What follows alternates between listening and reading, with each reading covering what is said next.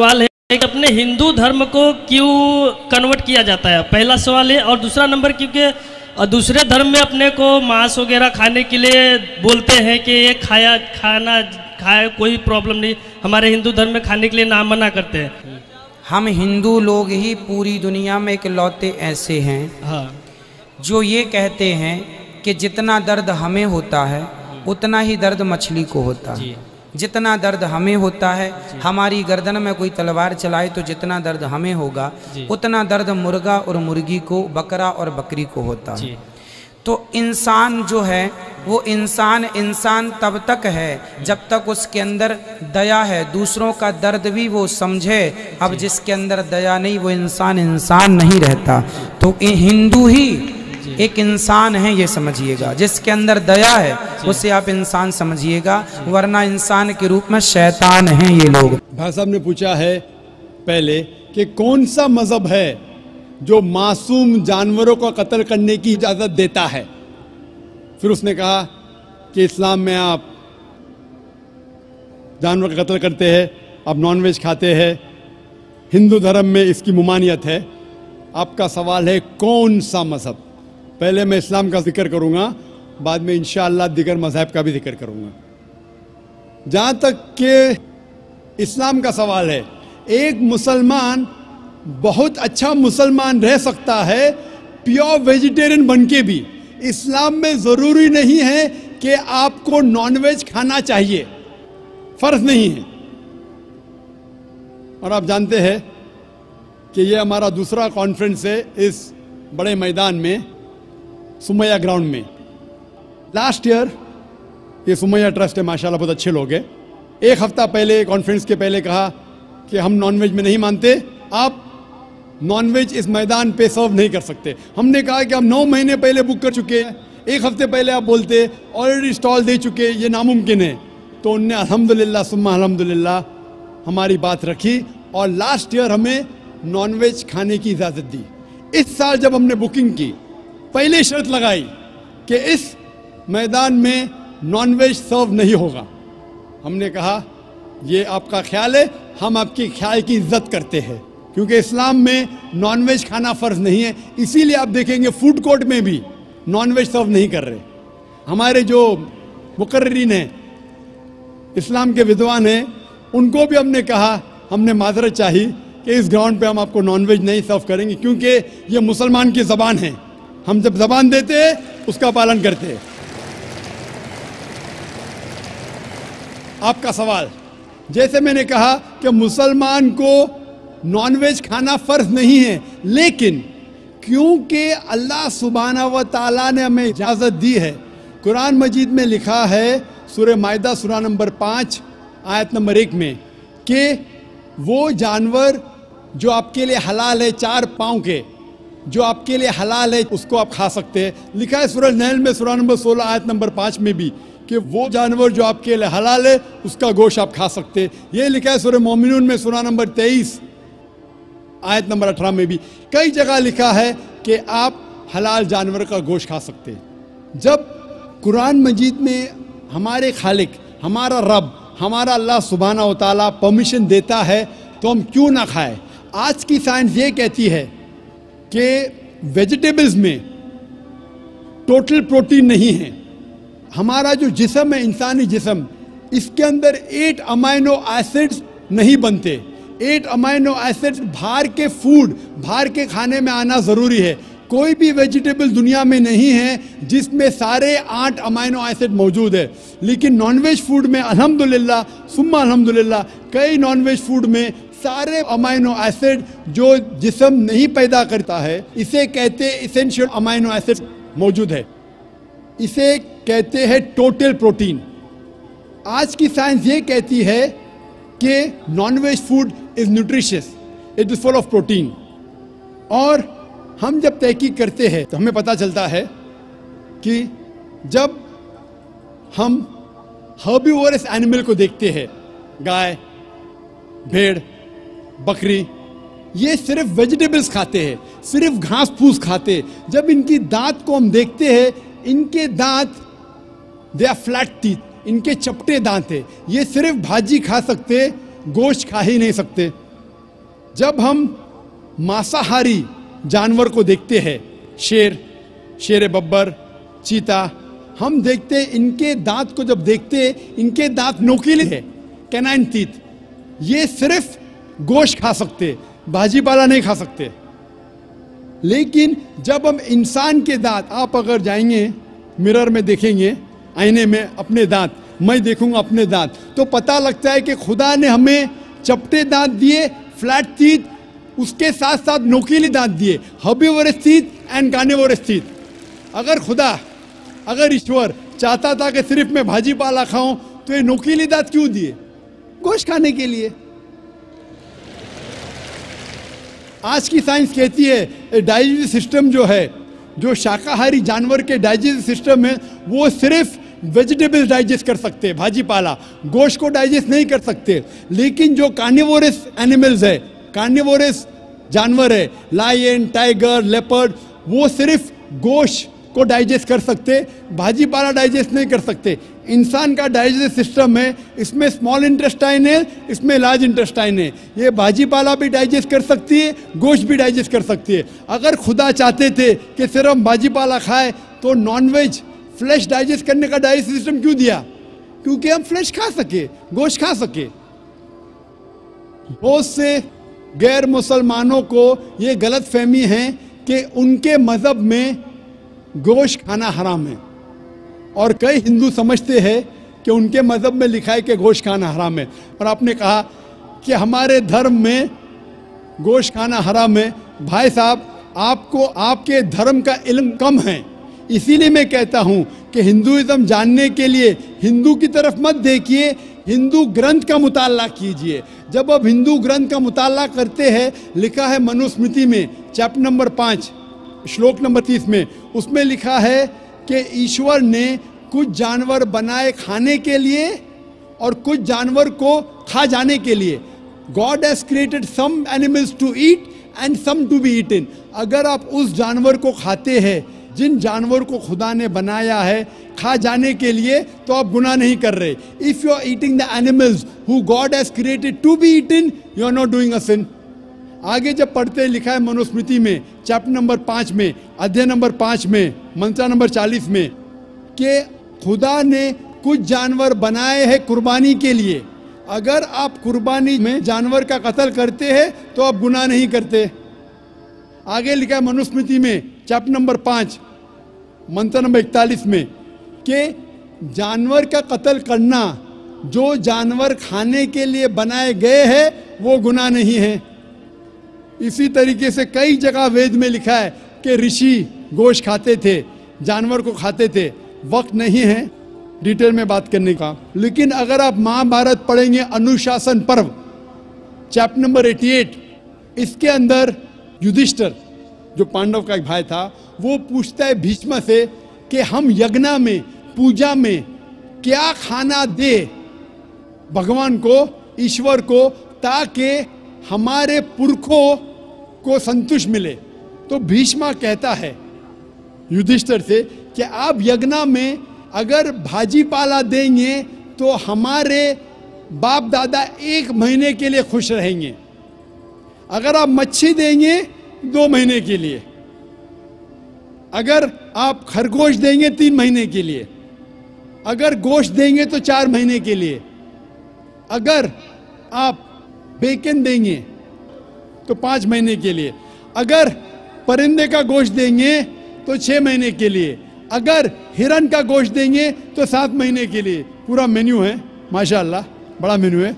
उसके आगे लिखा है अगर आप गाय देंगे तो पूरे 1 साल के लिए हमारे बाप दादा संतुष्ट रहेंगे, और अगर गेंडा राइनोसरस देंगे तो 20 साल के लिए हमारे बाप दादा खुश रहेंगे। पूरा मेन्यू है। क्या चाहते हैं बोलो? मच्छी, खरगोश, क्या चाहते हैं बोलो? ये आपके ग्रंथ में लिखा है, मेरे ग्रंथ में नहीं। हमारे ग्रंथ में सब चीज खाने की इजाजत नहीं, सिर्फ वो चीज जो हमारे लिए हलाल है। इसी तरीके से बाइबल में भी लिखा है आप गोश्त खा सकते। अक्सर धर्म की किताबों में लिखा है कि आप गोश्त खा सकते हैं। आप मेरा अगर एक डिबेट देखेंगे जिसका मौजू था, is eating non vegetarian food permitted और prohibited for a human being? क्या इंसान के लिए गोश्त खाना हलाल है या हराम है? और मैंने डिबेट किया था एक जैन के साथ जिसका नाम था रश्मिबाई झवेरी। वो इंडियन वेजिटेरियन कांग्रेस का सदर था, प्रेसिडेंट था। वो दुनिया भर घूमता है बताने के लिए कि नॉनवेज हराम है, और उसने मुझे चैलेंज किया। मैंने कहा भाई आपस में बैठ के बात करेंगे। नहीं नहीं, पब्लिक में चैलेंज किया, डिबेट करेंगे। मैंने कहा अच्छा आ बेल मुझे मार। तो मैंने कहा ठीक है भाई, पब्लिक में। बोला मैं लोग को लेके आऊंगा। मैं बोला लेके आओ। तो पाटकर हॉल के अंदर 1998 में तकरीबन 10 साल पहले डिबेट किया। वो देखेंगे, सारी डिटेल्स है। लेकिन हिंदू मज़हब की किताब में ये लिखने के बाद कि गोश्त खा सकते, फिर भी कुछ हिंदू शाकाहारी क्यों हैं, वेजिटेरियन क्यों है? क्योंकि वो मुतासिर हो रहे थे बाकी फ़लसफ़े के साथ जिसमें कहा गया है नॉन वायलेंस। और कुछ जैन मानते कि ईटिंग नॉन वेज इज़ हराम, इज़ प्रोहिबिटेड। और हम जब पूछते क्यों जानवर का गोश्त खाना हराम है, तो वो कहते हैं कि घास और भाजी पाला के अंदर जिंदगी नहीं है, जानवरों में जिंदगी है। जब आप कोई जिंदगी लेते हैं, किसी का कत्ल करते हराम है। आज साइंस तरक्की करने के बाद पता चलता है कि वेजिटेबल्स में भी जान है, भाजी पाला में भी जान है। तो वो ज़रा अपनी फिलॉसफी को तब्दील करते। ठीक है हम जानते हैं कि वेजिटेबल्स में जान है, लेकिन वेजिटेबल्स डोंट फील पेन, वो दर्द को महसूस नहीं करते। जानवर दर्द को महसूस करते, इसीलिए वेजिटेबल्स खाना गुनाह नहीं है, जानवर को खाना गुनाह है। अभी साइंस तरक्की करने के बाद हमें पता लगता है कि वेजिटेबल्स को भी दर्द होता है, लेकिन ये दर्द इंसान को सुनाई नहीं देता। वेजिटेबल्स भी अफसोस करते हैं, वेजिटेबल्स भी रोते हैं, लेकिन हमें सुनाई नहीं देता। तो अभी उनका फलसफा बदल गया। वो कहते हैं अच्छा ठीक है, हम मानते हैं कि वेजिटेबल्स में जान है, वेजिटेबल्स को दर्द महसूस होता है, लेकिन वेजिटेबल के पास तकरीबन 3 सेंसेस है, जानवर के पास 5 सेंसेस है। इसीलिए जानवरों की जान लेना बड़ा गुनाह है बनिस्बत वेजिटेबल्स की। मैं कहता हूँ सिर्फ डिबेट के तौर पे, argument, for sake of argument, मैं आपकी बात मानता हूँ क्या वेजिटेबल्स के 3 सेंसेस है और जानवर के 5 सेंसेस है। मैं उस शख्स से सवाल करता हूँ कि मान लो आपका छोटा भाई गूंगा और बहरा पैदा होता है, वो सुन नहीं सकता है, बोल नहीं सकता। जब वो बड़ा होता है तो एक इंसान आपके छोटे भाई का कत्ल करता है, क्या आप जाके जज से कहेंगे मी लॉर्ड इस कातिल को कम सजा दो क्योंकि मेरे भाई के पास 2 सेंसेस कम थे, वो सुन भी नहीं सकता था और बोल भी नहीं सकता था? आप उल्टा कहेंगे मी लॉर्ड जज इस कातिल को डबल पनिशमेंट दो, डबल सजा दो, वो तो मेरा भाई मासूम था, बेचारा सुन भी नहीं सकता था और बोल भी नहीं सकता था। इस्लाम में 2 सेंसेस कम या ज्यादा के वजह से कोई खाना हराम या हलाल नहीं होता है। जो चीज आपके लिए तैयब है वो आप खा सकते हैं। इसी तरीके से कई वजह। लेकिन अगर कोई नॉन मुस्लिम मुझसे ये कहता है कि मैं वेजिटेरियन हूं, मुझे कोई गिला शिकवा नहीं, आपको नॉनवेज पसंद नहीं है आप मत खाइए, लेकिन कोई नॉन मुस्लिम, कोई गैर मुसलमान, कोई हिंदू मुझसे कहता है कि आप जानवरों का कत्ल करते हैं वो गुनाह है, तो मैं उनसे कहता हूं इस बात को मैं तस्लीम नहीं करता हूं। आप अगर गोश्त नहीं खाना चाहते हैं, मैं आपसे खुश हूं। अगर हिंदुस्तान में सब गैर मुस्लिम गोश्त खाने लगेंगे तो गोश्त का भाव बढ़ जाएगा। तो मुझे कोई गिला शिकवा नहीं अगर गैर मुस्लिम गोश्त नहीं खाते, लेकिन अगर मुझसे कहते हैं कि गोश्त खाना गुनाह है तो मैं ये जवाब देता हूँ। अभी आपको संतुष्ट हो चुका होगा कि साइंस के मुताबिक, आपके मज़हब की किताब के मुताबिक, कुरान के मुताबिक गोश्त खाने की इजाज़त है सारे इंसान को। Hope the answer the question.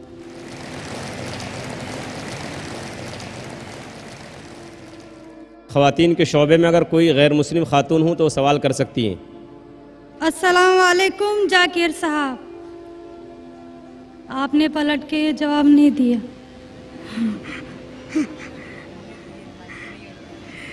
जी, मेरा नाम रेणुका है। वालेकुम अस्सलाम वरहमतुल्लाहि वबरकातुहू। जी सर, मेरा नाम रेणुका है और मैं एक महाराष्ट्रियन परिवार से हूँ। सर, मेरा सवाल ये है, मैंने सबके सामने इस्लाम कबूल नहीं किया है और मैंने पिछले 2 साल पहले से ही नमाज़ पढ़ना और रोज़े रखना चालू किया, खुद ही अपने मन से ही। तो मैं ये चाहती हूँ कि आप सबके सामने मुझे इस्लाम कबूल करवाएं, ये मेरी आपसे गुजारिश है। और मेरा ये सवाल है कि मैं एक महाराष्ट्रियन परिवार से होने की वजह से जो सभी नॉन मुस्लिम के दिल में होगा जिन्होंने इस्लाम कबूल किया, वो ये है कि मेरे घर पे जो बुत परस्ती हो रही है उसे कैसे रोकूं और उससे कैसे बचूं, और मेरे साथ मेरे माँ बाप को कैसे समझाऊं कि खुदा एक है। बहन माशाल्लाह 2 साल से इस्लाम का मुताला कर रही है जी, और उसे यकीन हो चुका है कि इस्लाम सही मज़हब है और वो इस्लाम कबूल करना चाहती है। बहन, मैं आपसे पूछना चाहता हूँ कि कोई शख्स आप पर ज़बरदस्ती कर रहा है इस्लाम कबूल करने के लिए? नहीं। कोई आप पे दबाव है? नहीं। माली दबाव या प्रेशर? नहीं। आप अपने मन से कबूल करना चाहते हैं? जी। आप मानते हैं कि खुदा एक है? जी। आप मानते हैं कि खुदा के अलावा किसी और की इबादत नहीं करना चाहिए? जी। आप मानते हैं कि मोहम्मद सल्लल्लाहु अलैहि वसल्लम इस खुदा के आखिरी पैगंबर है? जी। बेशक। और आप चाहते हैं कि सारे लोग के सामने आप कबूल करें? इंशाअल्लाह मैं अरबी में कहूँगा और आप उसको दोहराइए। जी। अशहदु अशहदु अल्लाह अल्लाह इलाहा इलाहा इल्लल्लाह इल्लल्लाह व अशहदु व अशहदु अन्ना अन्ना मुहम्मदन मुहम्मदन अब्दुहु अब्दुहु व रसूलुहु। व रसूलुहु। मैं गवाही देती हूँ मैं गवाही देती हूँ कि अल्लाह के अलावा कोई माबूद नहीं और मोहम्मद सल्लल्लाहु अलैहि वसल्लम उसके बंदे और रसूल है। माशाअल्लाह, आप मुस्लिम हो चुके। जी, शुक्रिया। अल्लाह आपको जज़ाए खैर दे। और मैं कहूँगा कि मजमा कितने लोग हैं पता नहीं, 1 लाख से ज़्यादा लगते हैं। मैं कहूँगा कि सारे सामाइन से कि आपके लिए दुआ करें और अल्लाह आपके जद्दोजहद को कबूल फरमाएं। आपका सवाल था कि आप किस तरीके से आपके घर वालों को, आपके वालिदैन, आपके वालिद वालदा को किस तरीके से इस्लाम की दावत दे और किस तरीके से ये साबित करे कि खुदा एक है। सबसे पहले जिस तरीके से मैं तकरीर किया हूँ, क्योंकि आप एक महाराष्ट्रियन ख़ानदान से ताल्लुक़ रखते हैं, ज़ाहिर है कि आप हिंदू ख़ानदान से ताल्लुक़ रखते हैं। आप अगर मेरी कैसेट सुनेंगे, similarities between Islam and Hinduism, Islam और हिंदू धर्म में यकसानियत, मैं कहूँगा वॉलंटियर से कि मेरी तरफ से आपको एक तोहफ़ा दे। आप उस डीवीडी को देखिए और वो डीवीडी का मुताला करने के बाद आपके वालिदैन, आपके घर वालों से ये कहो कि आप जो यकसा है हिंदुइज़म और इस्लाम में, उसके ऊपर कम से कम अमल करो और इंशाअल्लाह अल्लाह सुब्हानहू व तआला आपके घर वालों को हिदायत देगा।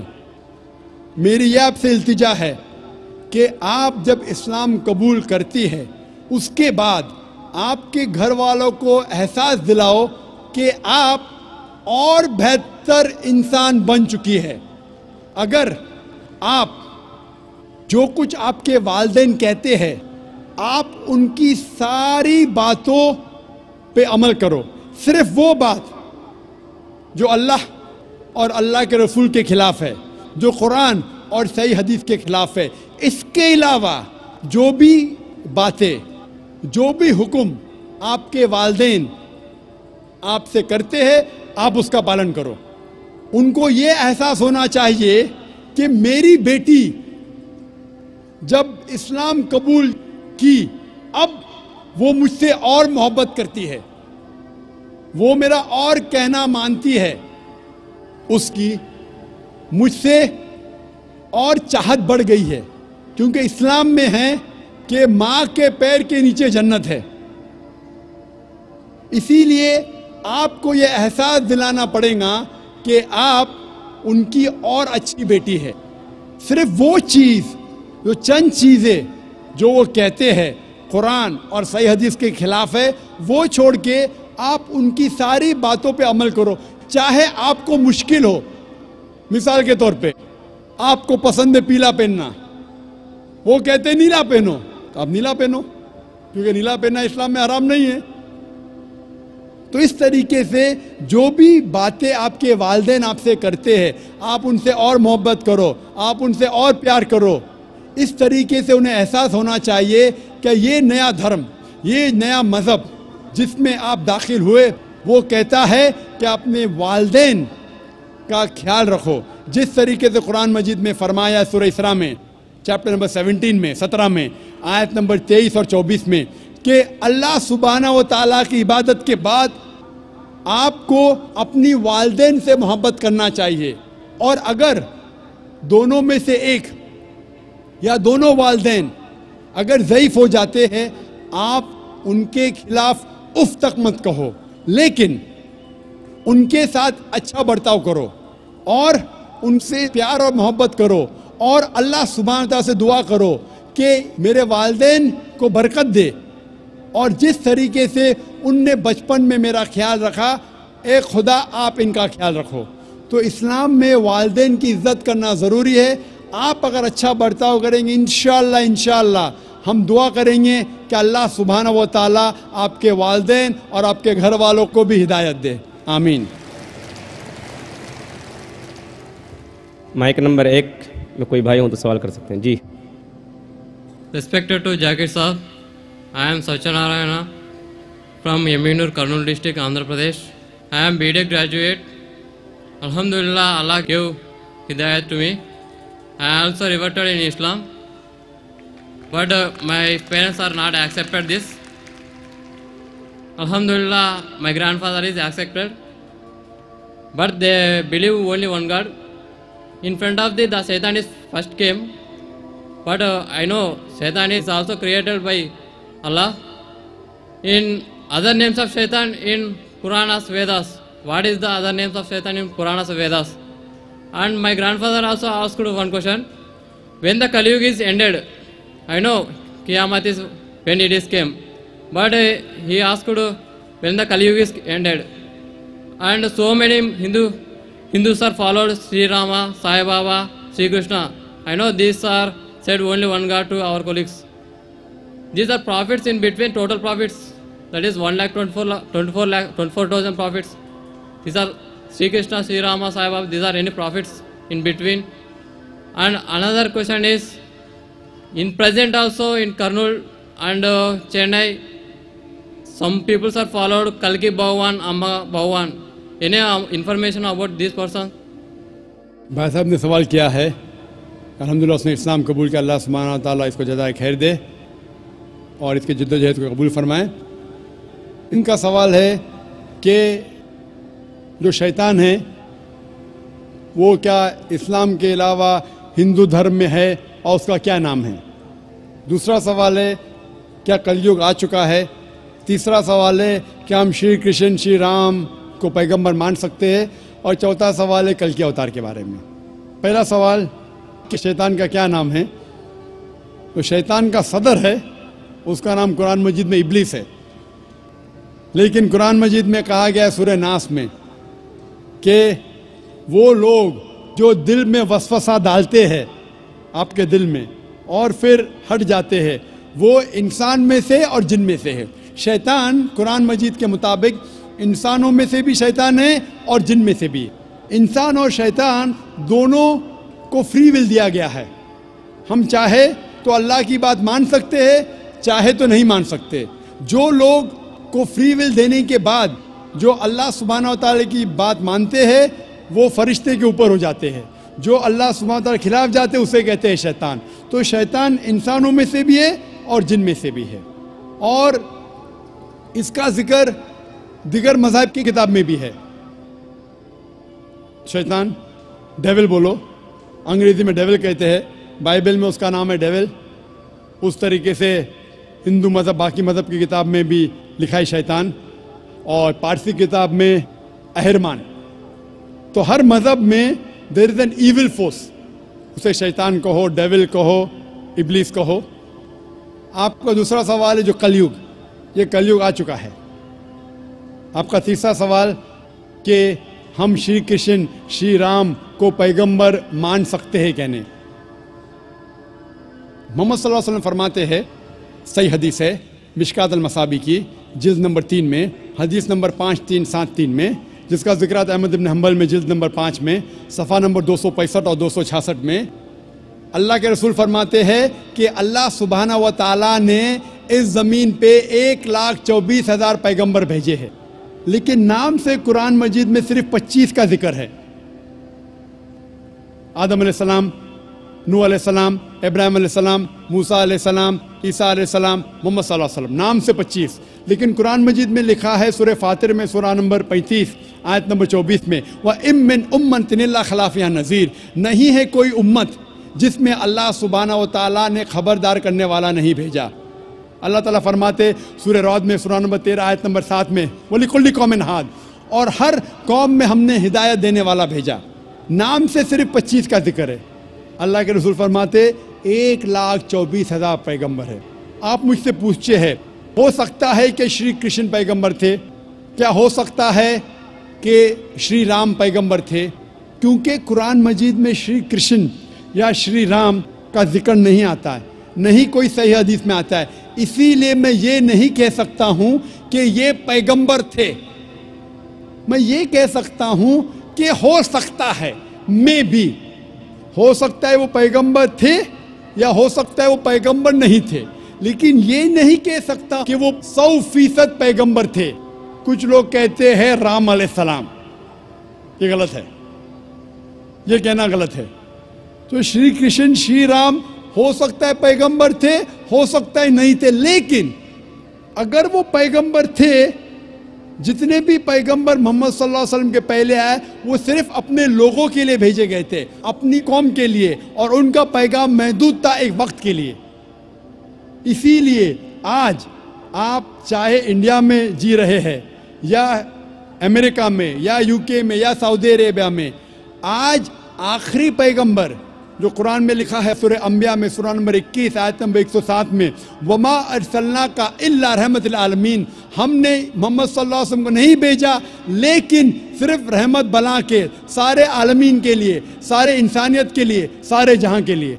क्योंकि मोहम्मद सल्लल्लाहु अलैहि वसल्लम आखिरी पैगंबर थे, वो सिर्फ मुसलमान या अरबों के लिए नहीं भेजे गए थे, वो सारी इंसानियत के लिए भेजे गए थे। तो आज चाहे आप हिंदुस्तान में रह रहे हैं या यूएसए में या यूके में या सिंगापुर में या सऊदी में, आपको मानना चाहिए आखिरी पैगंबर मोहम्मद सल्लल्लाहु अलैहि वसल्लम में। और ये लिखा है हिंदू मज़हब की किताब में भी। जिस तरीके से आपने कहा कल के अवतार के बारे में, इसके ऊपर तकरीर दी थी मैंने लास्ट सैटरडे, एक हफ़्ता पहले 15 तारीख को इसी स्टेज पे एक हफ़्ते पहले मैं तकरीर किया था।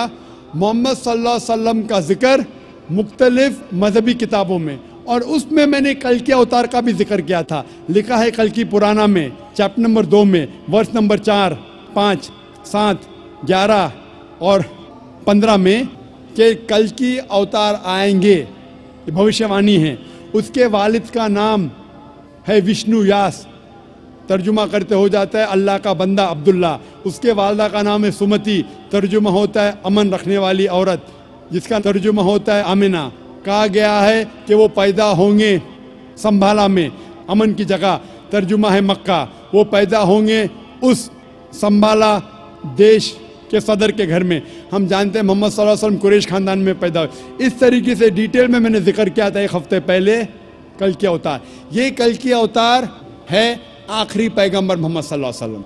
आप ये बात अपने वालिद से कह सकते और इंशाअल्लाह हम दुआ करेंगे कि आपके वालिद को भी हिदायत मिले। अस्सलाम वालेकुम। माइक नंबर 2 में अगर कोई नॉन मुस्लिम भाई हों तो सवाल कर सकते हैं। अस्सलाम वालेकुम। मेरा नाम आत्माराम जायसवाल है। मैं इस्लाम धर्म कबूल करने के लिए तैयार हूँ। मेरी थोड़ी प्रॉब्लम है कि मेरे घर वालों को मालूम नहीं है मैं इस्लाम धर्म कबूल करने के लिए तैयार हूँ। ऐसे हालत में मैं बोल भी नहीं सकता कि मेरे घर वाले की क्या राय मशवरा रहेगा, लेकिन चीज़ों को सब बातों को भूल कर मैं इस्लाम धर्म कबूल करने के लिए तैयार हूँ। हालांकि मेरी शादी भी हो गई है। मैं ये पूछना चाहता हूँ कि इस्लाम धर्म कबूल करने के बाद मैं अपने परिवार में अपने बीवी के साथ मतलब अपने माँ बाप भाई के साथ रह सकता हूँ कि अलग रहना पड़ेगा? भाई साहब का सवाल है कि वो इस्लाम मज़हब कबूल करना चाहते हैं लेकिन उनके वालिदैन को नहीं पता है। क्या अपने वालिदैन को बताना ज़रूरी है? और इस्लाम कबूल करने के बाद क्या मैं अपने घर में माँ बाप के साथ रह सकता हूँ कि नहीं? इस्लाम कबूल करने के लिए आपको अपने वालिदैन को बताना ज़रूरी नहीं, किसी को बताना ज़रूरी नहीं। दिल में ये मजमे को भी बताना ज़रूरी नहीं। अगर दिल में आप ईमान रखते हैं कि अल्लाह एक है, उसके अलावा कोई माबूद नहीं और मोहम्मद सल्लल्लाहु अलैहि वसल्लम उसके बंदे और आखिरी पैगंबर है, आप मुस्लिम हो जाते हैं। आपको किसी को बताने की ज़रूरत नहीं। अगर आपको शक है क्या बताने के बाद मेरी जान खतरे में आ सकती है या मुझे कोई चोट पहुंच सकती है, तो आप इसको महफूज रख सकते, किसी को बताने की ज़रूरत नहीं। लेकिन अगर बता सकते हैं तो बेहतर है, लेकिन बताना फ़र्ज़ नहीं है। अगर आपको जान का खतरा है तो किसी को बताने की ज़रूरत नहीं। लेकिन अगर आप बताएंगे आप आसानी से इस्लाम को फॉलो कर सकेंगे। लेकिन आपको डर है, जान का खतरा है, तो बताना ज़रूरी नहीं। ये आप और आपके खुदा, आपके अल्लाह के दरमियान है। आप इस्लाम कबूल करने के बाद बेशक आपके घर में रह सकते हैं, आप आपके वालिदैन के साथ रह सकते। जैसा मैंने कहा था पहले जवाब में, जो बहन ने सवाल किया था, आपको अपने वालिदैन के साथ और अच्छा सलूक करना चाहिए, उनसे और मोहब्बत करना चाहिए। उनको ये दिखाना चाहिए कि मैं मुसलमान बनने के बाद पहले से और अच्छा बेटा हूँ। सिर्फ वो चीज़ें जो कुरान और सही हदीस के ख़िलाफ़ है, जो अल्लाह और अल्लाह के रसूल के ख़िलाफ़ है, वो चीज़ आपको नहीं मानना चाहिए। उसके अलावा सारी चीज़ें मानेंगे, उसमें कोई गिला शिकवा नहीं, उसमें कोई प्रॉब्लम नहीं। अगर आप इस्लाम कबूल करना चाहते हैं तो बेशक कर सकते। अगर नहीं करना चाहते, ज़रूरी नहीं है कि सबके सामने बोलना ज़रूरी नहीं, लेकिन चाहते तो कर सकते हैं। मैं चाहता हूँ कि कर लूँ। आप चाहते कि इस्लाम कबूल करें? जी। मैं ये पूछना चाहता हूँ कि आप पर किसी ने ज़बरदस्ती की? नहीं। किसी ने कोई दबाव डाला? नहीं। आप आपके मन से कबूल करना चाहते? जी। आपको किसी ने ज़बरदस्ती नहीं की? नहीं। क्योंकि ज़बरदस्ती से इस्लाम कबूल कराना कुरान के ख़िलाफ़ है। कुरान में लिखा है सूरह बकरा में सूरह नंबर 2 आयत नंबर 256 में, ला इकराह फिद्दीन, दीन में कोई ज़बरदस्ती नहीं है। लेकिन अगर आप चाहते हैं तो कोई आपको रोक भी नहीं सकता। मैं आपसे पूछना चाहता हूँ कि आप मानते हैं कि एक अल्लाह है और उसके अलावा कोई माबूद नहीं? आप इस बात में मानते हैं कि एक ही खुदा है? हाँ, मानते हैं। और उसके अलावा कोई माबूद नहीं? नहीं। आप मानते हैं कि इस खुदा के आखिरी पैगंबर मोहम्मद सल्लल्लाहु अलैहि वसल्लम हैं? जी। अब मैं अरबी में आपको कलमा पढ़ाऊंगा और आप दोहराइए। ठीक। अशहदु अल्लाह अल्लाह इलाहा इल्लल्लाह व अशहदु अन्ना मुहम्मदन अब्दुहु व रसूलुहु। मैं गवाही देता हूँ कि अल्लाह के अलावा कोई माबूद नहीं और मोहम्मद सल्लल्लाहु अलैहि वसल्लम उसके बंदे और पैगंबर है। माशाअल्लाह, आप मुसलमान हैं। अल्लाह आपको जज़ाए खैर दे। और ये कहना चाहता हूँ कि जब भी कोई गैर मुसलमान मुस्लिम बनता है, ये हर मुसलमान का फ़र्ज़ है कि उस नौ मुस्लिम का इस्तकबाल करे, उससे मोहब्बत करे, क्योंकि जब भी एक गैर मुस्लिम मुस्लिम बनता है तो अल्लाह के रसूल की हदीस है कि वो एकदम पाक हो जाता है। हम मुसलमान जो सालों से इस्लाम को फॉलो कर रहे, कितने गुनाह कर चुके। आप कोई भी गैर मुस्लिम, कोई भी मुशरिक जब इस्लाम कबूल करता है, आज वो ऐसा है कि नया जन्म लिया है, उसके सारे गुनाह धुल जाते हैं। जी दोस्तों, जैसे कि आप लोगों ने आज की वीडियो देखी है कि एक हिंदू लड़का अपने पंडित से पूछता है कि बहुत से लोग मज़हब चेंज करते हैं, एक मज़हब से दूसरे मज़हब जाते हैं, ये क्यों। और दूसरी बात कि हमारे मज़हब में गोश्त खाना हराम है लेकिन दूसरे मज़हब में गोश्त खाना हलाल है, ये क्यों। इस पर पंडित ने एक मज़ाहिया जवाब दिया जो कि संजीदगी से नहीं था, जो कि बिल्कुल ठीक नहीं था। तो ये सवाल डॉक्टर जाकिर नाइक से किया गया है कि आपके यहाँ गोश्त भी खाया जाता है लेकिन हिंदू लोग जब गोश्त खाते हैं तो उनके लिए ममानियत है। तो इस पर डॉक्टर जाकिर नाइक ने बहुत खूबसूरत जवाब दिया कि लाजमी नहीं है कि मुसलमान सिर्फ़ और सिर्फ गोश्त खाए, उनके लिए गोश्त भी लाजमी है। तो दोस्तों, उम्मीद करता हूँ कि वीडियो आप लोगों को पसंद आई होगी। अगर वीडियो पसंद आई हो तो इसे लाजमी अपने दोस्तों के साथ लाजमी शेयर करें। शुक्रिया।